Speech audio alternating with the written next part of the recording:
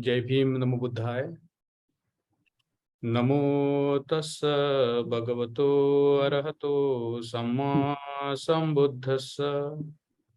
नमो तस्स भगवतो अरहतो सम्मा संबुद्धस्स।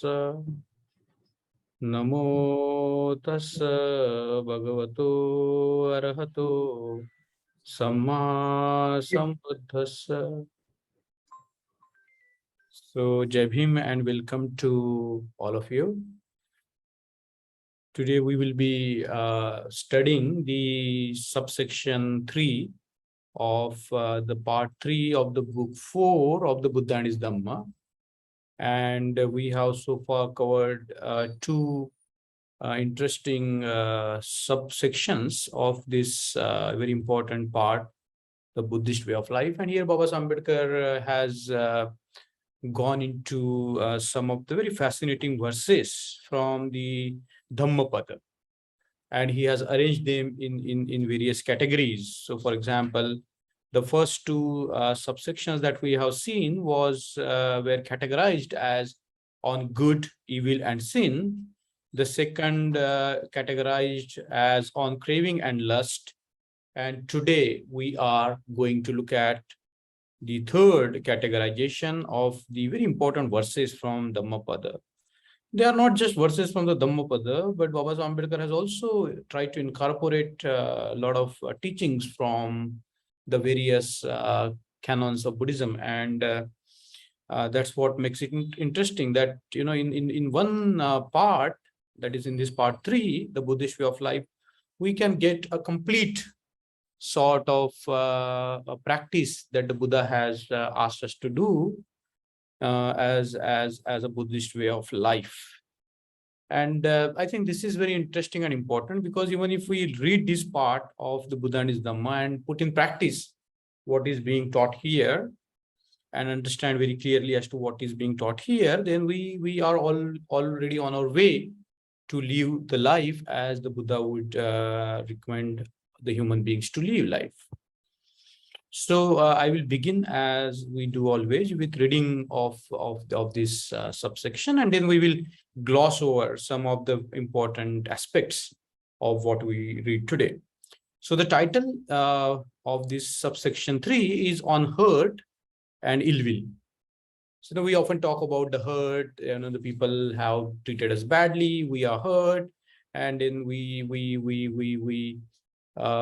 also hurt other people, and also we cherish ill will. This is one of the 3 poisons in Buddhism, to have ill will, you know, like dosa. It's called dosa in Pali language. So very succinct sort of the first words: cause no hurt, cherish no ill will. You see, this is very interesting. Cause no hurt, because to hurt somebody, we have to do some action. And Baba Ambedkar has very succinctly put here, cause no hurt. So don't do any action that will cause hurt to anybody. And cherish no ill will, because the dvesha or dosa or ill will is cultivated over the period of time, because, you know, we cultivate this kind of a hatred to other beings. And the opposite of, you know, cherish no ill will be cherish love and loving kindness. In other words, practice the metta in our lives. The verse number 2, as we have seen in the previous 2 subsections, is the emphatic statement: this is the Buddhist way of life. So if we need answers to what constitutes the Buddhist way of life, very simple, in terms of a single lines that we can answer. Like, for example, in the section 1, subsection 1, we can say, do good, be no party to evil, commit no sin. This is the Buddhist way of life. And in terms of the second subsection, do not be possessed by craving or nor by lust.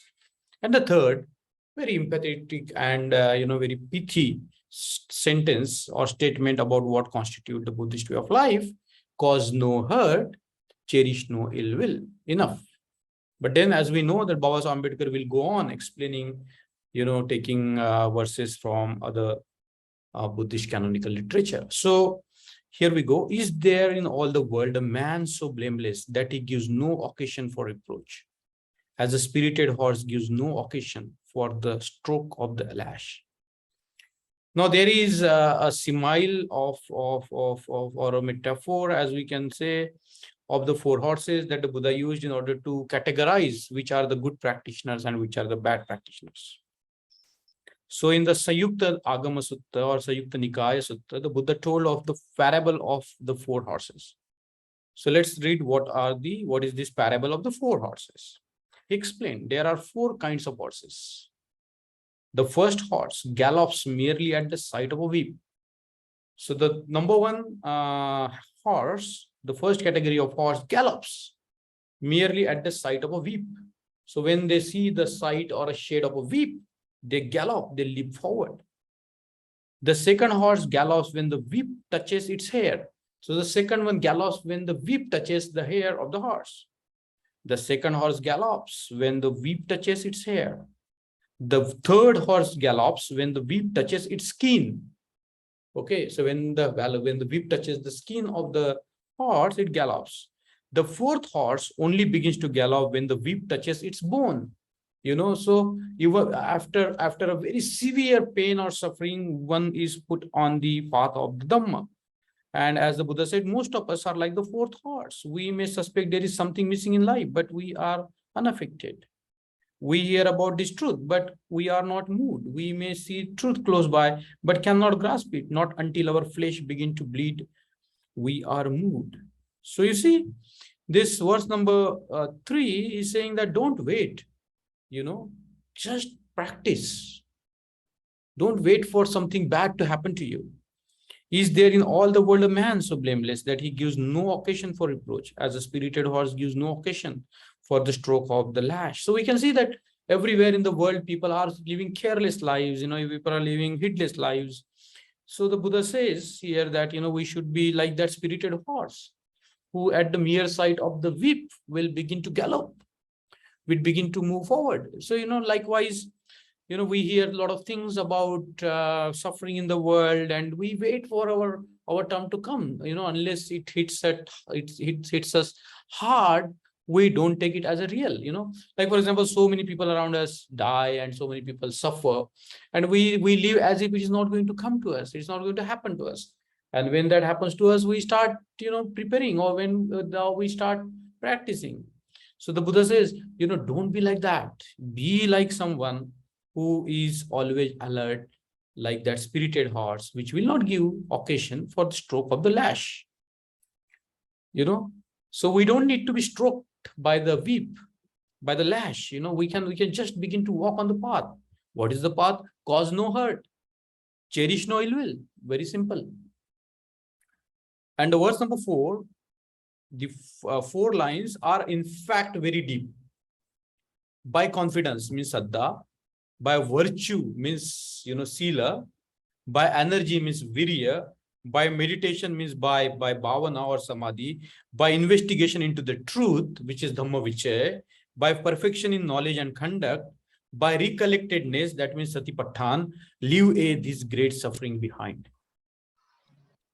It's very clear sort of a graduation of the teachings that we see here. Now I'm going to read it again, and I'm going to give the Pali equivalent of that.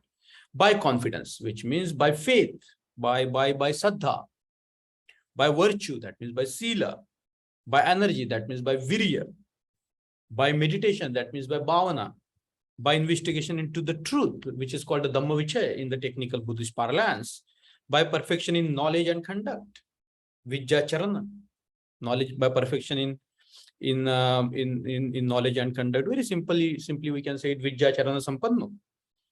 By recollectedness means by satipatthana, leave this great suffering behind. And that's how this great suffering is left behind, and a person moves forward towards nirvana. 5, the most excellent of ascetic practices is the practice of forbearance. It's not easy to have this khanti. When we suffer, we lose our patience. When we undergo difficulties, we have we lose patience. We cannot bear it. It's difficult to endure. And what is the most excellent of the ascetic practices? So you see, if we look at the word ascetic practices at the time of the Buddha, there were a lot of ascetic practices, and they were called Dutanga. So like, somebody will just, live under the tree or the root of the tree, or someone would just try to live in the cave, without clothes, and so on and so forth. So there are a lot of these ascetic practices. But of all the ascetic practices, as the Buddha says, the most excellent of ascetic practices is the practice of forbearance, of long suffering. Most excellent of all is Nibbana. You see, when we talk about Buddhism, we always think that, it is some kind of very sophisticated sort of a living that, nothing bad will happen to us. It's not like that. We face the occasions where we need to cultivate the forbearance. Sometimes we have to go the long period of suffering. Sometimes we have to go through long period of doubt. It's not a very simple, straightforward path. And as the Buddha says, most excellent of all is Nibbana. So says the Buddha. He is no ascetic who does hurt to others. You see, so who is an ascetic? If we have to look at the definition of who is an ascetic, the Buddha gives a very succinct definition of what is it that makes one an ascetic. He is no ascetic who does hurt to others. He is no disciple who works another's woe. You see, someone who causes, as we have seen, cause no hurt is the Buddhist way of life. And if we are causing hurt, what does it mean? That it means that he is no disciple who works another's woe. The verse number 6 goes like this: to speak no ill, to do no harm, to practice restraint in conformity with the discipline. This is the counsel of the Buddha. What is the counseling of the Buddha? How does the Buddha counsel the people? So you see, when we look at the Buddha and Dhamma, we cannot but miss this very vital point that Baba Ambedkar is making all the time. He is speaking from this whole spectrum of the available teachings of the Buddha, and he is applying his mind, and he's bringing to us what is the best in the Buddha's teachings. Like for example, in this Buddhist way of life, this subsection, we have seen that Baba Ambedkar, the very idea of categorization of the teachings into this subsection, and giving us very pithy sentences like cause no hurt, cherish no ill will. This is the Buddhist way of life. We can see the brilliance of Baba Ambedkar working here, the way he has chosen various verses from not only Dhammapada but from Sayukta Nikaya and other Buddhist canons. So you see the verse number 6, I'm going to read again: to speak no ill, to do no harm, to practice restraint in conformity with the discipline. This is the counsel of the Buddha. This is how the Buddha will counsel other people. Now 7. Very simple, but very profound. Kill nor cause slaughter. You see, we don't need any explanation to understand it. It's very simple. It's very emphatic. Kill nor cause slaughter. He who seeking his own happiness does not punish or kill beings who also long for happiness will find happiness. You see, there are in some sutras, the Buddha says that everybody is scared. Everybody is scared of death. Everybody is scared of punishment. Everybody is scared of what is called the danda. And when we are seeking our own happiness, and we don't punish or kill beings who also long for happiness. You see, this very identification of me with others, of myself with others, is very essential to Buddhism. And that's what we see here. How do we find happiness? We cannot just find happiness by only working on our own happiness, by only seeking our own happiness. We at the same time have not to punish or kill beings who also similarly long like us. They long for happiness, they long for peace, they long for all that we long for. So realizing that they are just like us, we don't hurt or punish or kill beings. And 9, if like a shattered metal plate gong, thou utter nothing, then thou has reached nirvana, nibbana. Anger is not known to thee.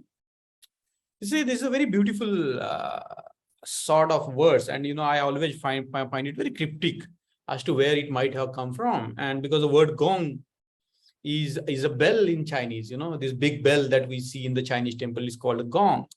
And of course, there might be a Pali equivalent of this word somewhere, but this is very interesting.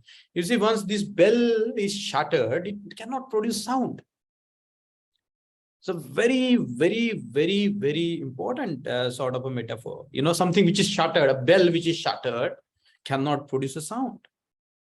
Just like that, one who has reached the Nibbana, he knows or she knows no anger. The ultimate peace is realized. The ultimate sort of tranquility is reached, and where the anger cannot arise, because just like the bell which is shattered into pieces, or for example, anything, for example, a radio broken, it cannot make sounds. Just like that, when the bell is completely shattered, it cannot make sound. Just like that, when one reaches Nibbana, anger is not known to. Do you see how this Buddhist way of life, as we see and as we have seen in Baba Sahib's this Buddhism, is always connected with the higher goal of Nibbana. So in Buddhism, as Baba Ambedkar has presented, Nibbana is not something abstract as people define it in terms of the beyond time and space, or beyond all that conceptualization. Here, the simple formulation of Nibbana lies in practicing, lies in cultivating, doing away with our raga, dosa, and moha, seeking the genuine happiness. And I think that's what makes the presentation of the Baba Ambedkar so interesting, because it doesn't put Buddhism into some kind of an abstract theorization. It doesn't put Buddhism into some kind of speculative sort of a teaching. It brings Buddhism where it belongs, to our own daily lives, to how we live our lives. So see, if like a shattered metal plate gung, though utter nothing, then thou has reached Nibbana. Anger is not known to thee. And the verse number 10 goes like this: he who inflicts pain on innocent and harmless person will soon come to grief.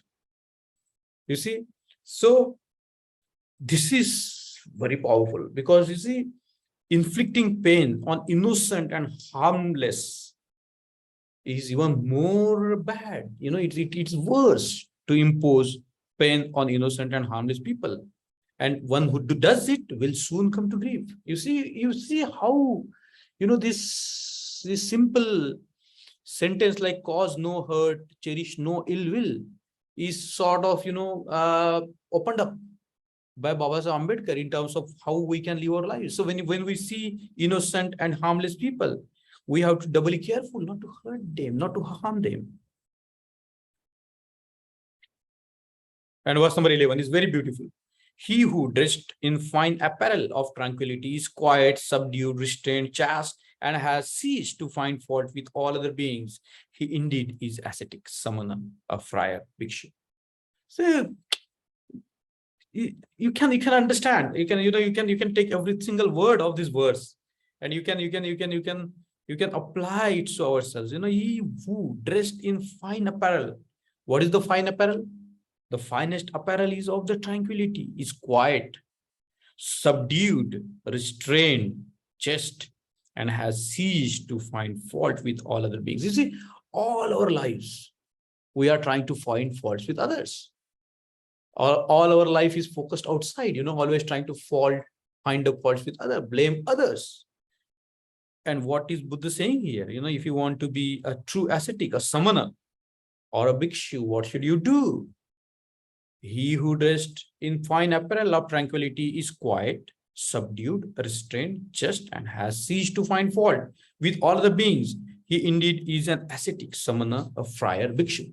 See, very, very clear sort of a statement that we can see in verse number 11. Now, verse number 12 goes like this. Again, coming back to the parable of the horses. So this is very interesting. The verse number 12. And the verse number 3, it's like, it's coming back to the circle. How does it happen? Is there in this world any man so restrained by shame that he does not provoke reproof as a noble horse the whip?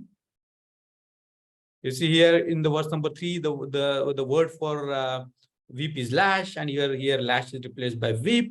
And the same parable comes again and again. If a man offend a harmless, pure, and innocent person, the evil falls back upon that fool like light dust. See, very potent sort of imagery here.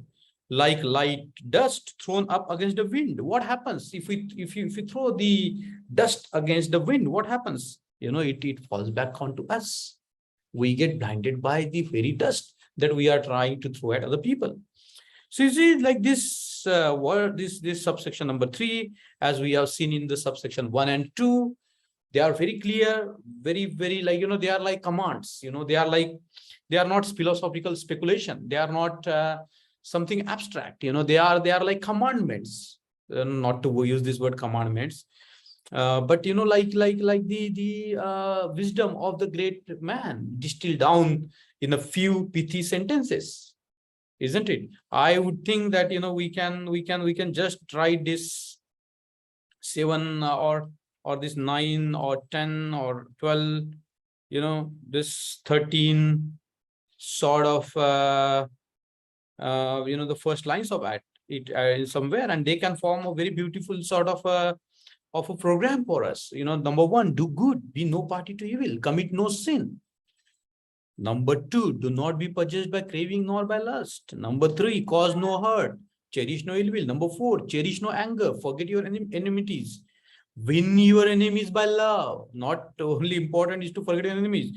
The 5th, man is what his mind makes him, isn't it? If one has self, let him practice self-conquest. And then be wise, be just, and choose good company. Then in everything be thoughtful, in everything be mindful, in all things be earnest and bold. On vigilance, and when vigilant, the wise man puts from him negligence. Ascending the tower of wisdom, he looks down, free from sorrow, upon the sorrow-laden race of mankind. We have to, find... we can find one line from this, like I have underlined it here like this: the vigilant is given to meditation. So the 9, the empathetic statement can be: the vigilant is given to meditation. And then poverty gives rise to sorrow. That means we have to strive for making our lives richer. And let not anyone speak falsely. Let not anyone lead another to speak falsely, nor yet approve of the action of one who speaks falsely. Let every kind of lying and false speech be put away from among you. Then 12, choose the right way, depart not from it. And then 13, those who mistake false for true and true for false, there abides wrong-mindedness. They arrive not at the truth. You see, if we put forward this, tabulate this sort of first sentences of this subsection, we can get a very clear picture as to how we can live the Buddhist way of life. So I think that's enough for our subject, our class today, because the study seems like we are studying one page, but that one page need a lot of cogitation, a lot of meditation, a lot of exploration. So I would recommend that we all make it a habit to go back to this subsection again and again, and study for ourselves as to what Baba Ambedkar has presented from this vast ocean of the Buddha's teaching. So I will open up the class for any discussion, any comments on this, on what we are studying.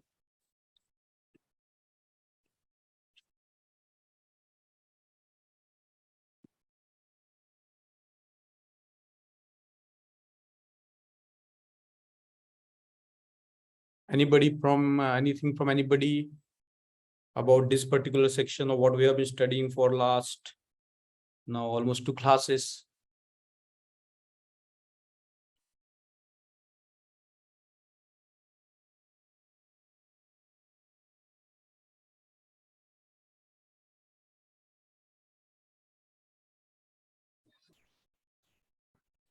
Alka madam.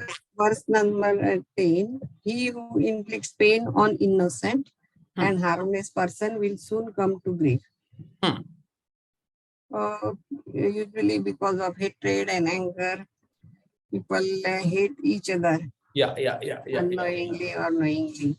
but he doesn't understand that if he hates other innocent person, then he himself is harming. Like He is you see, yeah.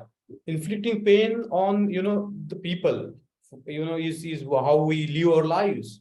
But to inflict pain on innocent and harmless person is even more dangerous, isn't it?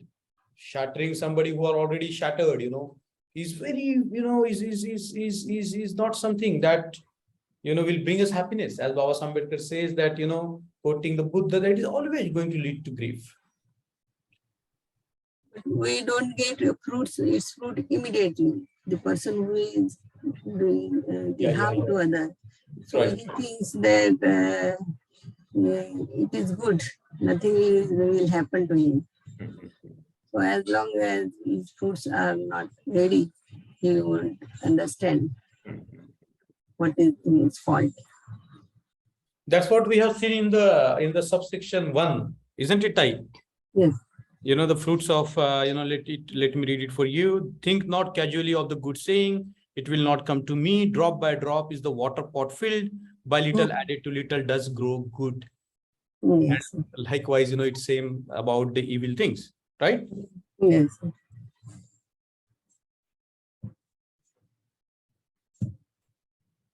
These all verses feel as if they are same, but its meaning is quite deep. Very deep and very, very, different. Yes. And, that's what I realize it often when I go back to read the Buddha and his Dhamma again and again and again. I find very different meanings. Yes. And I think that's what is this book all about. Every time you go back to it, you will find something new. Yes, we don't never get bored. Never get bored. Yeah, that's true.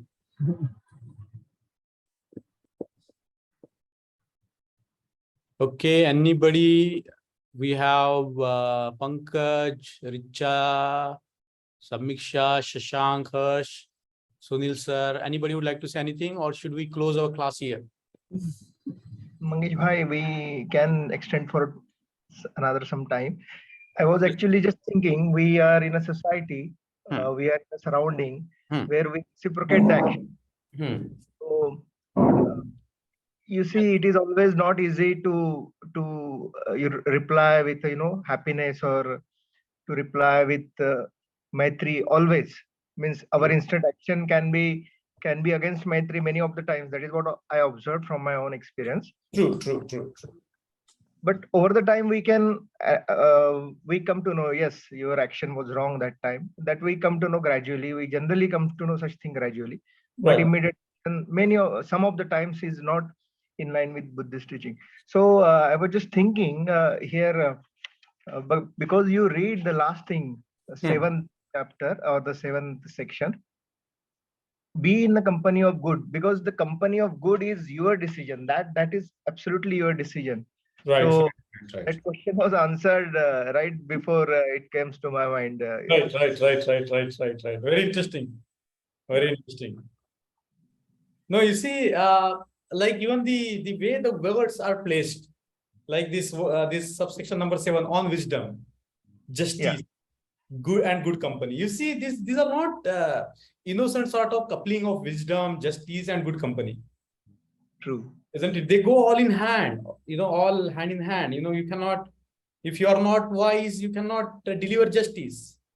And for delivering justice, you need, this lot of insight into people, into communities, and you need to have a good company. And, elsewhere the Buddha has talked about the importance of good company. He says that the good company is everything. True. He says that a good company is the total Dhamma. Isn't it? So I think it's very, means the all dimensions are connected with each other so beautifully. The question comes to your mind and it is answered in the next somewhere.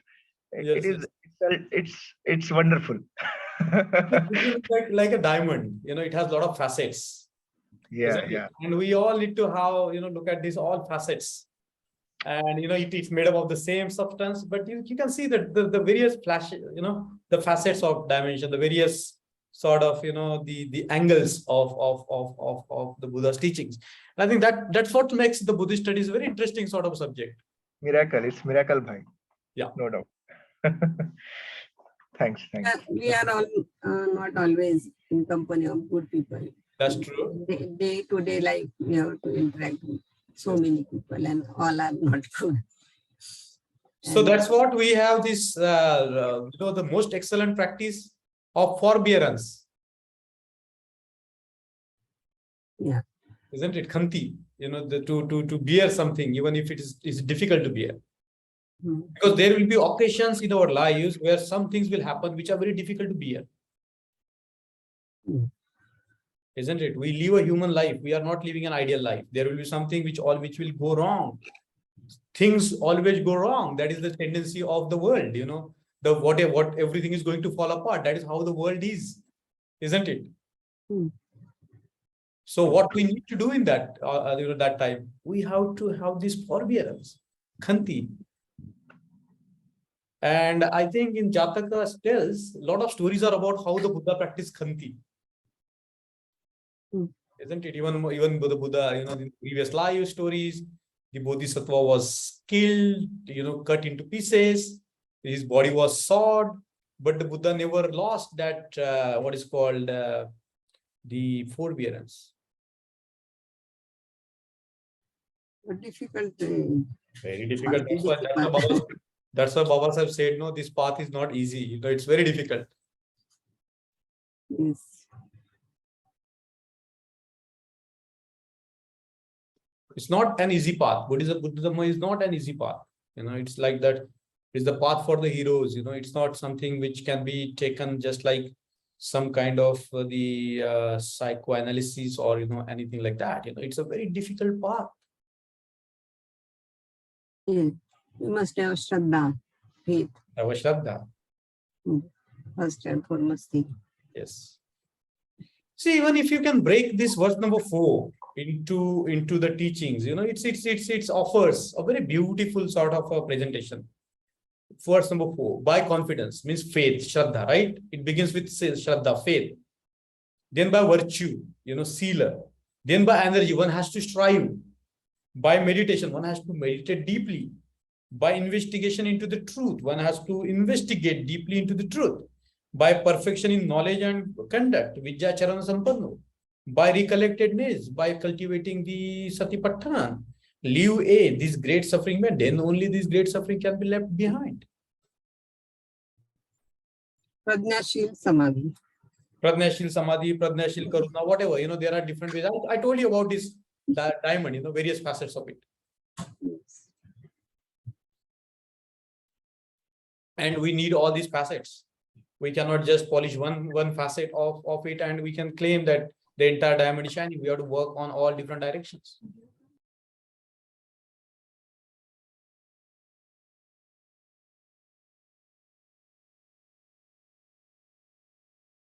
All right, then I think if there are nothing forthcoming, no reflections from other people, then we might finish our class here today.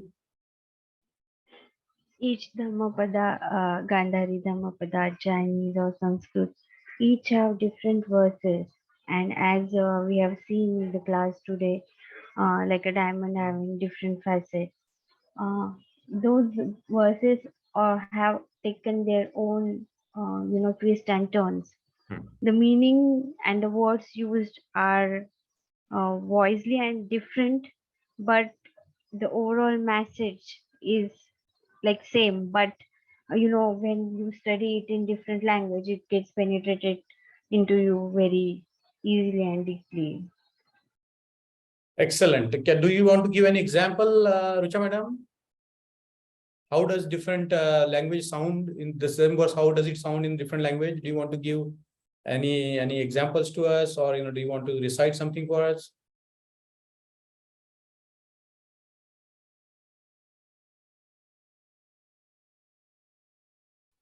Maybe in next class. Okay, no problem. Anybody?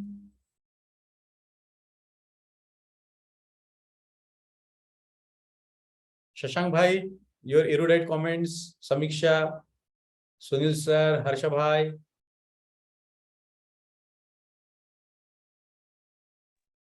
I'm glad Shashank is back. Shashank was always back. Who can stop him? Good. Shashank's energy is contagious, no? Shashank bhai, anything? Your comments? Jayvim sir just now got up, so so lack of little energy. No problem, no problem. No problem. But yeah, I think overall the section we are reading now, it's like closely connected with Dhammapada, closely connected with all the gathas of the Buddha. And whenever we recite those gathas, it creates a certain sound, it creates a certain vibration. Just now we were like discussing 1 minute before that. For example, if I like say one gatha like Sabbe Satta Sukhi Hontu, with a very deep I can say pure mind, and say that in a continuous way, like Sabbe Satta Sukhi Hontu, it creates a certain vibration, it creates a certain sounds, and that vibrations feels not in a body but every cells and every molecules of a body, and that's every vibration is transferred not only to ourselves, to our near and dear ones, to our near and dear friends, and also to the whole world. So each and every gatha of the Dhammapada has a certain vibration, has certain sounds, and we need to transfer the sounds to everyone. And that's the beauty of this Dhammapada. That's the beauty of the Dhammapada Gatha, that it tune into a certain frequency. Because human beings always thinks in a certain frequency. They have their own frequency. They have their own thoughts. They have their own pattern. But then Baba Sahib has give us a guidance. We need to tune into a higher frequency. Higher frequency of Dhammapada, higher frequency of Nibbana, higher frequency of enlightenment. And that is how we need to all tune in. And every Saturday, you allow us to tune into the higher frequency, because human beings always tune into some lower frequency every night. So we need to strive ourselves for that higher range, higher level. And this is how path of warriors, we can see, path of heroes. You mentioned just a few minutes before that we are all warriors. We need to walk. We need to strive towards that energy, strive towards that wisdom every day and every moment of our life. So yeah, this is like I can say my reflection. No, that's what is the power of the Buddha Vachan. If we keep on reading it, if we keep on reciting it, they just automatically sit in our minds, and sometimes they just come. Whenever we are in certain difficulties, these words come alive. They guide us. So in Buddhism, it's very important for us to read continuously, to think continuously, and to recite and to memorize. Some of the verses we can just memorize, and they just come to us whenever we want them to come to us, isn't it? And like my personal thing here is that I never made any conscious efforts to memorize anything by rote, but continuous reading, it just comes automatically. At some point of time, I could recite many verses of Dhammapada just like that. You see, because without even putting any conscious efforts. So and some paragraphs from the Pali text, they just come to us if we keep on reading. There is something in the internal structure of the gathas that attunes our minds to. Exactly. So there is something very beautiful about it. Alka madam? Dr. Baba Sahib had a verse, Om Mani Padme Ho, Yes. in his Buddha Puja part. And he used to greet if someone meets him with his Om Mani Padme Ho. Yes. Be your own light. Right. May lotuses awaken. Beautiful, Alka madam. Beautiful. Mangesh bhai, like Om Mani Padme, that mantra, what's the exact meaning of that? May lotuses awaken. Be your own light. Or is it same as like Atta Deepa Bhava? Yes. Attadipa Bhava. Oh, okay. Right. I think we can look into this sort of things in the future classes as to what is this japa or mantra in Buddhism, what is their significance, and like that, because it's not just 6-syllable mantra. It's called 6 syllables mantra, Om Mani Padme Hum, and it has a lot of interpretation, and you need to know a lot of background. Then only we know how to use this mantra. They are like passwords to certain doctrines or certain practices. So Om Mani Padme Hum is supposed to be the mantra of compassion. And there is a compassion of Avalokiteshvara, like 11 head and thousands of hands. Now imagine if somebody like that walks in your room, what will happen? So we know that it's not real. Nobody can have 11 heads and 10,000 hands. So we know at once that it's a representation, it's a symbol of something, and it's a symbol of compassion. So the compassion comes into action, through wisdom. So every hand of Avalokiteshvara is having an eye. So whenever we help, we have this wisdom behind it. So it's very deeply symbolical, and it's very deeply